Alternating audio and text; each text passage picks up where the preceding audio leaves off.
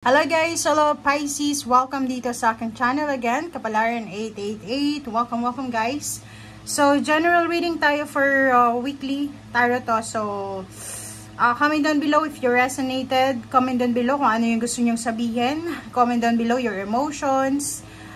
Kung ano yung pinagdadaanan nyo sa linggong ito. Kung ano yung gusto nyong sabihin. Gusto nyo lang may makalabas yung nararamdaman nyo. So, mai-comment mo yan sa comment section kasi marami tayong nagko-comment yan.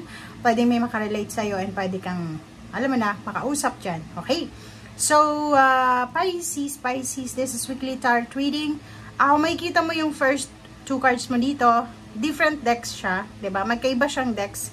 Pero, pareho yung message nito. Yung parang alpha omega. The beginning and the end. Okay? So, new beginnings, begin your new life. Okay? So, ibig sabihin nito guys, this week, bibigyan ka ng pagkakataon ng ating Panginoon na makapagsimula. Magsimulang mangarap, magsimulang mamuhay. Nakikita ko dito sa Pisces na pwedeng ikaw ay magta-travel this week.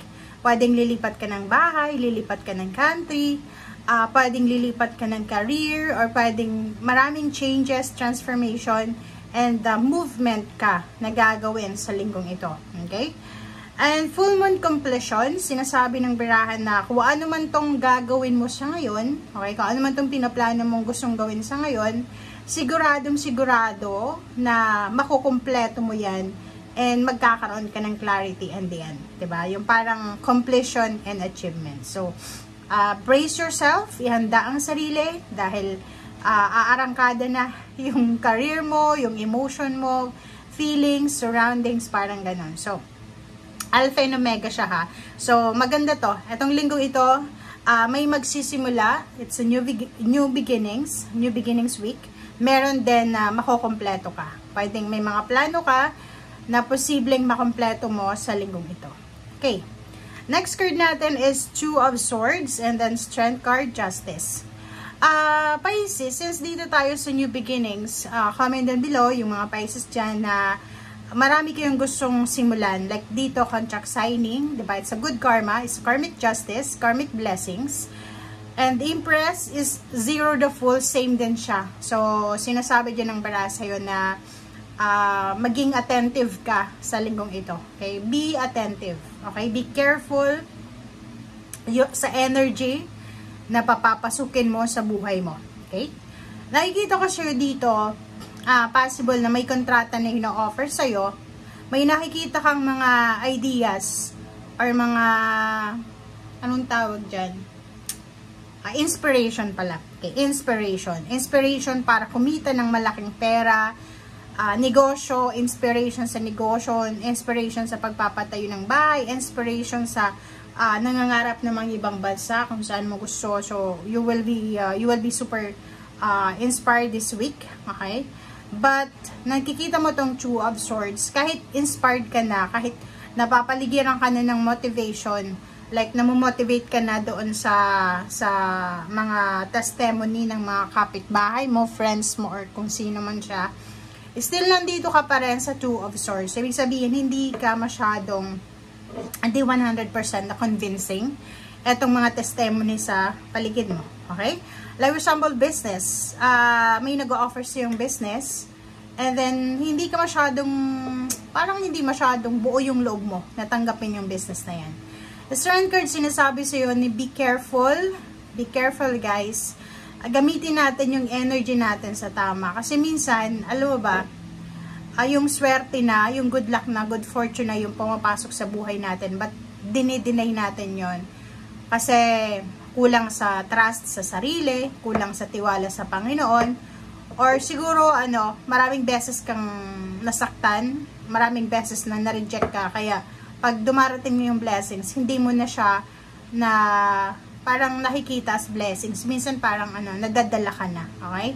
Sa Strength card, sinasabi na kailangang maging courageous. This week, be courageous, be brave, be confident. Pasukin mo to na kontrata na yan. You deserve it. It's your blessing. It's your karmic justice. It's your karmic blessings. And karmic new beginning siya. Okay? The Empress, Pisces, babae ka man or lalaki, may pamilya or wala. may asawa or wala.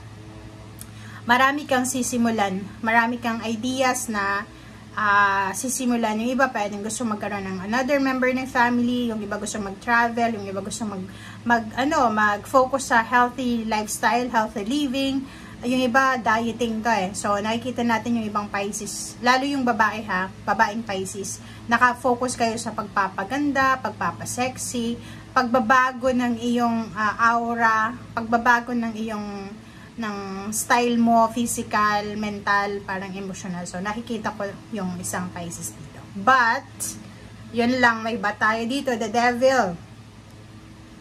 Dito na naman tong the devil is Capricorn energy. As much as possible, stay away from Capricorn, or as much as possible, stay away from temptation. Kasi nakikita ko, sir, dito, ang daming blessings, ang daming new beginnings, ang daming ideas, ang daming pagkakataon, oportunidad para makapagsimula ka. Makapagsimulang magmahal, magtrabaho, magkaroon ng career, magkaroon ng goals ulit. But there's something here, the devil. Meron siyang temptation.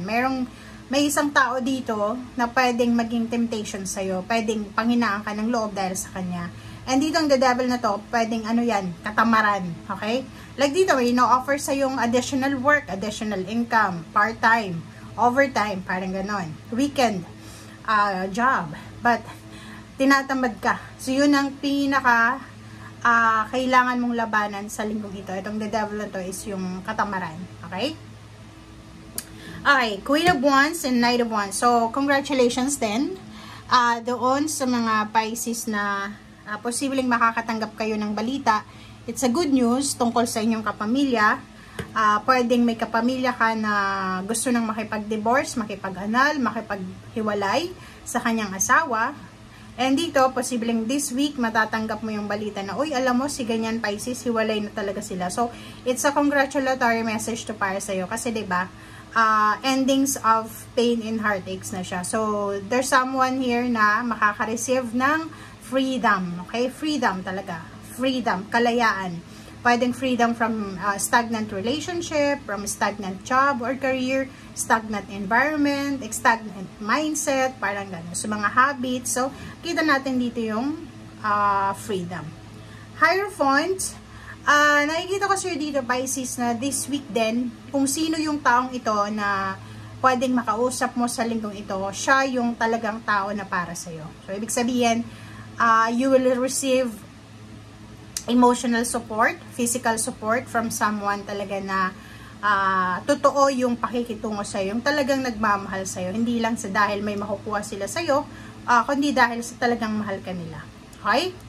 And congratulations sa'yo, Pisces, kasi atong the star nito is isa sa mga wini-wish mo or isa sa mga pinapangarap mo or the family, whole family, or with your family, na posibleng matutupad siya sa linggong ito, and it will give you reason to celebrate. So, aapo yung cups mo. So, this week maganda to kasi isa sa posibleng tinatrabaho mo, ang posibleng makompleto. It's either end of contract and beginning of new contract, pwedeng end of parang pagpapatayo ng bahay, or kaano pa man. So, nakikita ko sir dito yung Ace of Cups. Ace of Cups is overjoy, happiness, parang ganun. So, aapo yung cups mo kasi natupad.